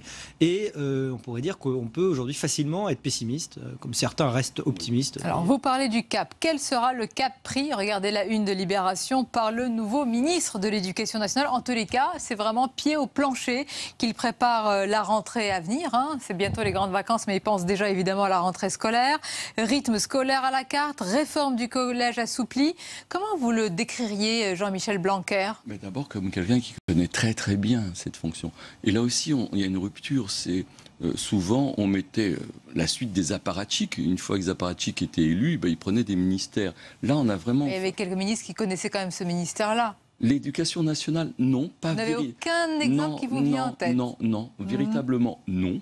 Même si je peux avoir des sympathies pour certains. Olivier Babou non plus? Non. Vous cherchez encore. Mais je veux quand même vous donner un exemple précis. Quand même, le premier sujet qui intéresse les Français, c'est le chômage. Et au premier gouvernement de François Hollande, qui on nomme ministère du Travail, quelqu'un qui ne peut pas devenir ministre de l'Intérieur. Donc, à qui on lui donne vous imaginez un lot de consolation. En tout cas, pour l'éducation. À une personne. Je finis la parenthèse parce que le maire de Dijon a quand même dit cette phrase fabuleuse, et je me rappellerai toujours, le jour où on lui apprend qu'il est nommé, il n'est pas ministre de l'Intérieur, mais il devient ministre du Travail, et il dit écoutez, c'est une très bonne nouvelle, j'ai toujours aimé les travailleurs.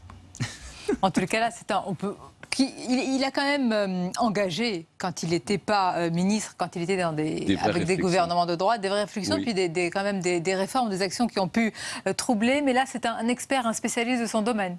Oui, et pour l'éducation nationale, c'était vraiment très important, parce que s'il y a bien un ministère où vous arrivez, vous pouvez être ballotté dès l'arrivée, où on vous met sous les dossiers, et puis l'administration dirige effectivement en rigolant à votre place, c'est vraiment l'éducation nationale. Et là, il fallait quelqu'un capable d'essayer d'impulser au paquebot un petit peu qui vienne avec sa cohérence en tout cas. On pourrait dire que c'est pas un mauvais choix. On conclut avec une bonne nouvelle. Les Échos, Olivier Babot, la croissance mondiale au plus haut depuis 6 années. Elle devrait atteindre 3,5% en 2017 selon l'OCDE. On verra ce que cela va donner chez nous en France. Le problème, c'est que la France est toujours, on pourrait dire, pas en contre-cycle, mais disons en amortissement. On a un système qui amortit beaucoup. Avec un record du monde qui va être battu. L'Australie va battre le record du monde de non-récession, C'est-à-dire ça fait 38 ans que l'Australie n'a pas connu une récession. Le modèle australien, peut-être. Merci, messieurs, pour ce débat et vos analyses. À suivre, c'est le grand entretien. Mais d'abord, le tour d'horizon de l'actualité du jour.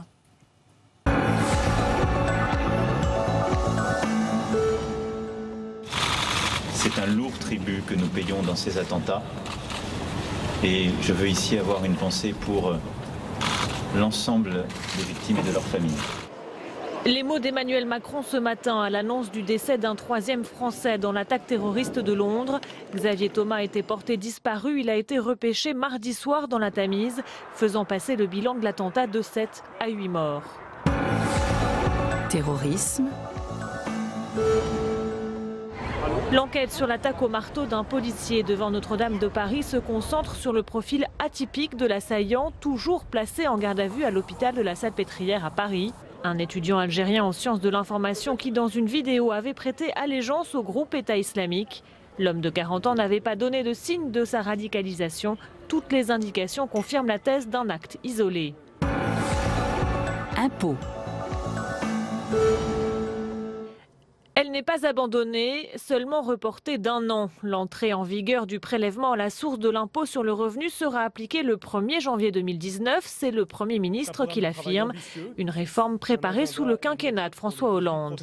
C'est un signe inquiétant, parce que c'est un gouvernement qui veut rénover, réformer profondément. Et le prélèvement à la source est un système novateur, qui facilitait la vie des gens. Déclaration. Pour moi, il y a deux approches. Certains qui veulent sabrer le projet du gouvernement avant même que le projet commence vraiment à être discuté. Ou alors des journalistes qui veulent vendre du papier, qui se croient très bien informés et qui sortent un certain nombre de notes. Mais les notes préparatoires de n'importe quel texte de loi, il y en a partout. Ce qui est important, ça sera le texte qui va être présenté. Déclaration. Le nouveau locataire de la rue de Grenelle laissait entendre un retour à la semaine des 4 jours et demi. À la veille de la remise du rapport du Sénat sur les rythmes scolaires, le ministre de l'Éducation nationale, Jean-Michel Blanquer, pourrait bien assouplir sa position. Face à la fronde des syndicats enseignants et des fédérations de parents d'élèves, il s'est voulu rassurant.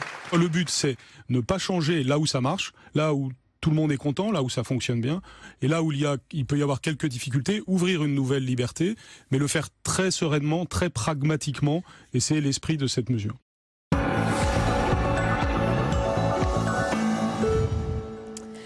Mon invité ce soir est philosophe, il est membre de l'Académie française, il est professeur émérite à la Sorbonne, à l'Institut également catholique de Paris et à l'Université de Chicago. Il publie ce livre, Brève apologie pour un moment catholique, paru aux éditions Grasset. Jean-Luc Marion, bonsoir. Bonsoir. Et bienvenue à vous. Alors, on vous reçoit avec plaisir. Je vous le disais tout à l'heure, vous êtes assez rare dans les médias. On va parler en détail de votre livre et on est tout de suite interpellé dès la première page, même parce que vous écrivez en préambule.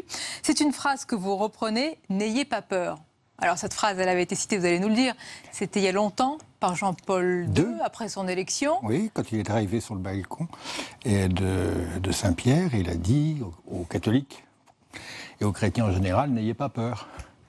Et j'ai eu l'impression dans les mois qui viennent de s'écouler, à l'occasion de la campagne présidentielle, mais même avant, que les gens se demandaient ce que faisaient les catholiques. Alors, on leur reproche toujours deux choses. D'une part, ils sont totalement absents, ils disparaissent, c'est la fin, la décadence, etc., etc. Ou bien, on leur dit, mais ils forment des bataillons, donc faut-il avoir peur des... C'est ce qu'on a dit lors de la campagne présidentielle. Bien sûr. On les a beaucoup vus, on a parlé d'un vote catholique. Oui, mais c'est curieux parce qu'on fait les deux reproches en même temps. Souvent les mêmes font les deux reproches. Alors il m'a semblé qu'il n'était peut-être pas inutile d'expliquer deux ou trois choses. J'imagine que quand vous reprenez cette formule, elle est un peu ironique quand même, à l'encontre de ceux qui s'inquiètent d'une visibilité, d'un retour évidemment des catholiques dans la société française. Et en politique, on va en parler en détail. Est-ce que, selon vous, il y a eu l'espoir par les catholiques, lors de cette dernière présidentielle, de se voir représentés par un candidat, François Fillon? Est-ce que pour eux, cette occasion-là, était une occasion ratée? Mais parce que j'ai 3 idées dans ce livre, c'est beaucoup. La première, c'est que les catholiques, depuis, en gros, la Révolution française, se demandent pourquoi la France n'est pas entièrement catholique. Ce que d'ailleurs elle n'a jamais été. Et beaucoup d'entre eux ont l'impression qu'il faut que d'une manière ou d'une autre, elles redeviennent catholiques. Et pour ça, il faut faire une alliance politique. À droite, on connaît l'histoire. À gauche, on connaît l'histoire. Ça a donné d'ailleurs dans le catholicisme français les deux hérésies politiques que nous avons inventées, d'une certaine manière, qui sont le libéralisme allant jusqu'à la collaboration avec le totalitarisme communiste, et puis l'autre qui va jusqu'à la collaboration par l'Action française jusqu'à Vichy. Et ce que je voulais dire, c'est qu'il ne faut surtout pas que les catholiques fassent ça. Donc, je ne sais pas s'il y a des gens qui ont eu l'espoir, qui auraient un candidat, qui serait le candidat des catholiques. Moi, mon idée, c'est que les catholiques sont des citoyens comme tout le monde, ils sont donc partout, dans tout l'éventail politique, mais ils ne doivent pas confondre leur projet en tant que catholique avec un projet politique. Ça, c'est une forme... Techniquement, on appelle ça... Certains l'ont fait. Et vous dites, attention, il ne faut pas prendre ce chemin-là. Mais il ne faut pas prendre ce chemin-là parce que c'est une idolâtrie d'un point de vue chrétien. C'est-à-dire, le christianisme, comme le judaïsme d'ailleurs, sont fondés sur l'idée essentielle que ce qui régit la cité terrestre n'est pas ce qui régit la cité céleste. C'est-à-dire, ce sont deux niveaux de réalité différents. Il ne faut pas qu'ils coïncident. De quelque manière que ce soit, à droite ou à gauche. Selon vous, quel doit être le rôle des catholiques? Est-ce qu'ils doivent avoir un rôle social, sociétal, en tant que catholiques? Ils doivent avoir tous les rôles possibles. Ils ont un rôle intellectuel, ils ont un rôle social, ils ont un rôle politique. Mais aucun de ces rôles n'est identifiable au cœur de la chose. Et le cœur de la chose, pour les catholiques, pour les chrétiens, c'est qu'il y a une manière de vivre qui est enseigné par Dieu, qui est basé sur l'idée de la communion. Sur le modèle... Parce que, il faut toujours faire un peu de théologie. Et le christianisme n'est pas un monothéisme, simplement. C'est une doctrine, une révélation selon laquelle Dieu est un parce qu'il est en communion. L'unité n'est pas une unité arithmétique, donc exclusive, mais une unité de communion. Voilà pour ce cours de théologie, toujours bienvenu. Mais... Alors, le cours de théologie, toujours bienvenu, dit que ce que les chrétiens ont en propre, c'est de promouvoir, de rendre possible, entre les hommes, la relation de communion. Et ça, c'est presque jamais ce que le politique peut faire. Si vous prenez la devise de la République française, liberté. Bon, on peut dire que politiquement, c'est possible d'assurer la liberté. Bien. L'égalité, c'est déjà plus difficile. Et surtout de la maintenir avec la liberté, c'est pas si compliqué. Mais la fraternité, c'est surhumain. C'est très difficile de former une communauté qui ne soit pas une illusion de communauté. Quand on défilait en disant je suis Charlie, c'était une caricature de communauté. On va en parler. Pourquoi je vous emmène sur les sentiers de la politique encore un instant? Parce que dans une tribune publiée dans La Croix, c'était au moment de l'entre-deux-tours, vous avez parlé d'un match, je cite, entre la globalisation déréglée et l'autarcie contrainte. C'est ainsi que vous voyez le match Marine Le Pen, Emmanuel Macron? Moi, je ne suis pas un politologue, donc je n'ai pas à définir les choses. C'est comme ça que j'ai vu qu'on le voyait. J'ai vu qu'on le voyait comme ça, on le décrivait comme ça. On donnait l'impression aux gens que le match était entre la globalisation totalement déréglée qui eût été Macron, ce que je ne crois pas, et le repliement sur soi-même qui eût été l'exclusivité du Front National. C'est comme ça que ça s'est... Moi, je ne suis pas apte à porter du jugement politique. Est-ce que selon vous, c'est pour cela que l'Église a refusé de s'exprimer clairement contre le Front National? Je sais que ce n'est pas son rôle, vous l'avez déjà dit, oui. Et je sais que vous n'êtes pas évêque, mais malgré tout, ça nous a frappé que l'Église ne prenne pas position dans un moment particulier face au Front National. Écoutez, je pense que l'Église, elle est ouverte à tout le monde. Si vous prenez une position politique, même... Il est évident que le Front National n'était pas tenable. Bon, je pense que c'est évident. D'ailleurs, le résultat du deuxième tour l'a prouvé largement. Donc, mais l'Église ne s'est pas prononcée. Mais oui, mais je veux dire, l'Église, elle est là pour tout le monde, y compris les gens paumés. Mais bien sûr, elle ne doit pas évidemment rejeter les électeurs du Front National, mais c'est autre chose de se prononcer. Oui, mais je veux dire, les évêques Dieu sait s'ils n'ont pas toutes les qualités du monde, mais laissez-moi pour une fois les défendre, en disant qu'ils n'ont jamais donné de consigne de vote pour les présidentielles depuis toujours, parce que c'est vraiment pas leur rôle.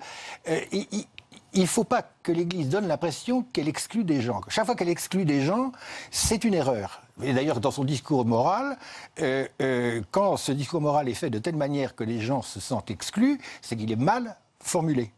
Bon, là, je pense que les évêques ont eu raison. Jean-Luc Mayol, quand on lit votre livre, on voit qu'il y a une très forte articulation entre votre foi chrétienne et la philosophie, même s'il n'y a pas en soi, je le sais, une philosophie catholique ou chrétienne, mais il y a vraiment un ciment qui est très fort. Vous le revendiquez.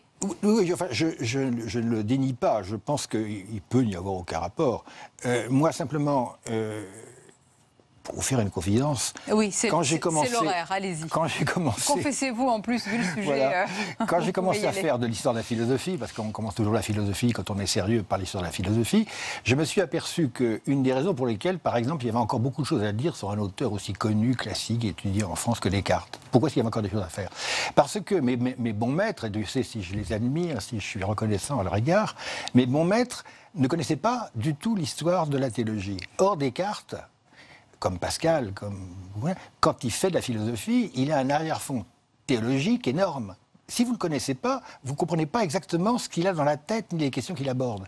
Donc moi, j'ai d'abord découvert la théologie, enfin, j'étais chrétien bien sûr, mais je veux dire, sans plus, mais je veux dire, j'ai découvert la théologie comme un surcroît de rationalité dans mon travail de philosophe. Et plus j'ai continué, plus je me suis intéressé par exemple à Heidegger, sujet essentiel mais controversé, ou quand on lit Nietzsche, on voit très bien que si vous n'avez pas un arrière-fond théologique, vous ne comprenez pas ce que veut dire Nietzsche. Est-ce que cette théologie, est-ce que cette connaissance des religions, elle permet de mieux comprendre ce que c'est la laïcité? La laïcité, ce n'est pas le rejet des religions, c'est l'inverse. Et d'ailleurs, vous l'avez souvent dit dans vos écrits, c'est l'acceptation des religions. Oui, mais c'est pour ça qu'il faut être prudent. Je cite des textes de Mallarmé, qui est un bon exemple. Il faut être prudent. Il vaut mieux ne pas dire laïcité. D'abord parce que la loi de 1905 n'emploie pas le terme. C'est quand même très paradoxal. Et elle dit, très justement, comme d'ailleurs la Constitution américaine, qu'il s'agit d'une séparation. Et moi, je pense que ce que vous dites, c'est que... Il veut dire la séparation, c'est-à-dire la neutralité de l'État, c'est ce qui permet aux religions de coexister, éventuellement pacifiquement.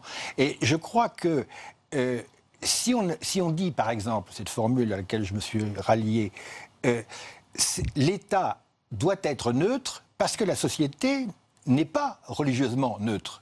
Et le rôle de l'État, c'est de faire que la diversité religieuse ne soit pas une source de tension. Et il n'a pas à rajouter son grain de sel en défendant une laïcité un peu impérialiste. Et les religions elles-mêmes ne doivent pas chercher à combattre la neutralité de l'État. Nous avons besoin de la neutralité de l'État. Et l'État devrait permettre le libre jeu. Si devrait. Devrait. Mais c'est un objectif encore à atteindre. Oui, mais il faut être honnête. L'État n'a pas les moyens. C'est d'ailleurs pas son rôle. Il a un rôle à minima, un rôle neutre. Il nous protège du terrorisme autant que faire se peut. Il nous assure un minimum de sécurité sociale autant que faire se peut. Mais il ne peut pas tout faire. En ce moment, moins qu'avant. Donc, dans le cas des religions, je dirais qu'il laisse les religions régler les problèmes religieux éventuellement entre elles. Qui veille à ce que ça se passe à peu près correctement du point de vue de l'ordre public, comme le dit la loi d'ailleurs.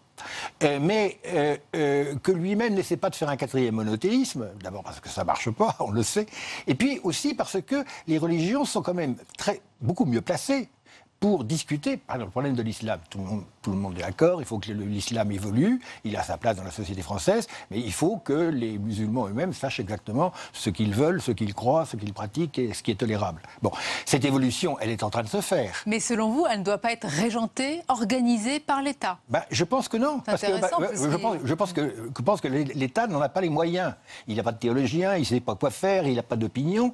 Et surtout, dans une religion aussi diverse et émiettée... Finalement, c'est le même message que pour les catholiques, finalement. Bien entendu. Mais je veux dire... C'est un message universel. Mais bien entendu. Mais la séparation, c'est d'ailleurs un concept fondamental de la théologie chrétienne. C'est-à-dire, Dieu et César sont deux choses différentes. On leur rend des devoirs, on peut discuter la répartition, mais je veux dire, ce sont deux domaines différents qui n'obéissent pas aux mêmes autorités ni aux mêmes règles. Jean-Luc Payen, il faut qu'on parle aussi, si on a parlé évidemment des catholiques, il y a les chrétiens d'Orient. Ils sont la cible d'attentats, de persécutions de la part de l'organisation terroriste État islamique. Beaucoup ont opté pour l'exil. Mais leur place est au Moyen-Orient. Est-ce que vous estimez que la France, qui vraiment traditionnellement a été la protectrice pendant des siècles des minorités chrétiennes au Proche-Orient, est-ce qu'elle tient son rôle? Non, je pense qu'elle ne tient pas son rôle. Elle n'a pas tenu son rôle suffisamment pour différentes raisons. Quand la France tenait ce rôle, et ça remonte au Moyen-Âge, c'est parce qu'elle était une superpuissance de l'époque, dans un monde plus petit et plus étroit. Depuis la Seconde Guerre mondiale, les puissances européennes qui avaient ce rôle, c'est-à-dire la Grande-Bretagne et la France, ont été quand même dégradées. Et ce sont les Américains, puis éventuellement les Russes, enfin bon, qui ont pris la succession. Mais eux, ils savent le faire encore moins bien que nous. Donc il faudrait actuellement que l'Europe, comme telle, et qui est la première concernée par la situation, naturellement, que l'Europe comme telle s'occupe de la protection des chrétiens pour des raisons d'intérêt politique et de géopolitique, pour les chrétiens bien sûr, mais aussi pour l'Europe, parce qu'évidemment cette crise nous impacte directement. Vous lui demandez de le faire même pour ses propres intérêts, si elle ne le fait pas pour eux. Absolument. Et plus les chrétiens et plus les juifs, plus la diversité sera réelle dans ces régions, meilleur ce sera pour nous. Mais pour cela, il faudrait que l'Europe soit unie. Et il faudrait une chose, alors là, je vais peut-être vous provoquer des hurlements, enfin c'est ce que je pense. Quand on a refusé, au moment de la Constitution européenne, de dire cette évidence que l'Europe a des racines chrétiennes, pas seulement des racines chrétiennes, mais qu'elle a des racines chrétiennes et que ça ne peut pas s'effacer. Quand on a dit ça, on a fait passer un message implicite, à savoir, nous ne nous battrons pas pour la pluralité et la liberté religieuse au Moyen-Orient. Mais vous dites, c'est le message peut-être le plus important, c'est que cette pluralité, elle est importante pour nous ici, elle est importante pour les musulmans aussi là-bas, parce que pour les chrétiens d'Orient, c'est important que cette diversité reste. Écoutez, quand on voit en ce moment la profondeur et la radicalité de l'opposition entre les chiites et les sunnites, c'est un problème qui est vital pour l'islam lui-même. Donc, il faudrait que cette mission traditionnelle, enfin, qu'on s'était donnée à nous-mêmes, et c'était très bien, qui remonte à François Ier, enfin tout ça, bon, de protéger les chrétiens les échelles du Levant, comme on disait dans le temps. Il faut comprendre que c'est un problème. C'est notre survie. C'est un problème vital pour nous. Et évidemment, dire l'Europe n'a aucune dimension religieuse, comme on l'a en fait laissé supposer, c'est une preuve de faiblesse extraordinaire. En tous les cas, on apprend beaucoup des religions, même si on n'est pas forcément croyant dans votre livre. Il y a vous avez cité tous les grands auteurs tout à l'heure. Brève apologie pour un moment catholique aux éditions Grasset. Merci Jean-Luc Marion, merci à vous. On arrive à la fin de cette émission, mais d'abord, ce sont les moments choisis sur Public Sénat.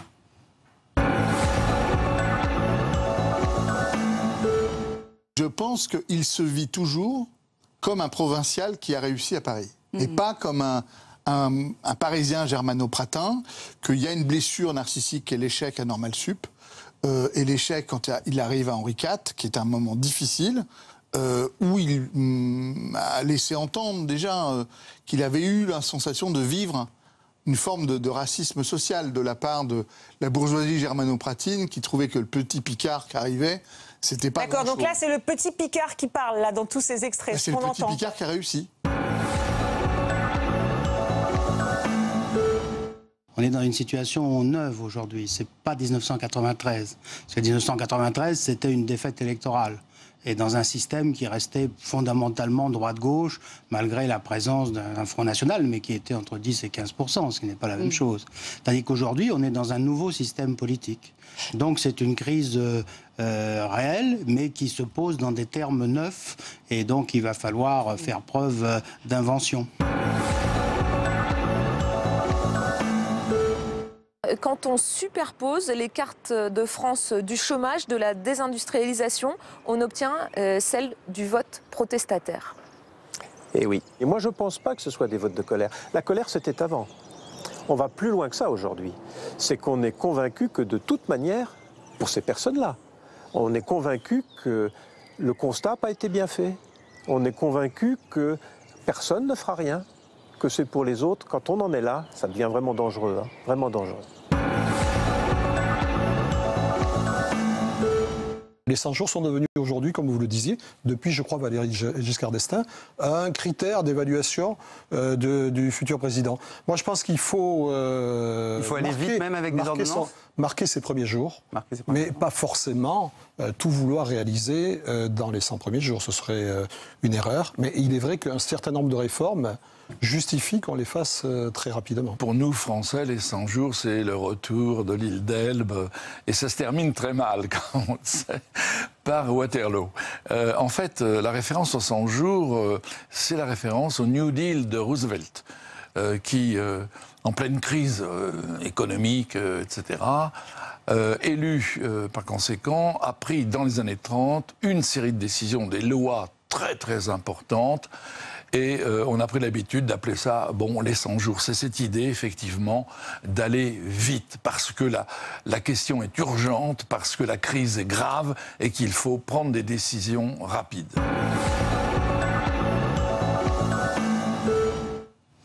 Et on arrive à la fin de cette émission. Merci de votre fidélité. Votre rendez-vous matinal demain, c'est Territoire d'Info. Quant à moi, je vous retrouve avec plaisir à 22h, bien sûr. Belle fin de soirée à vous.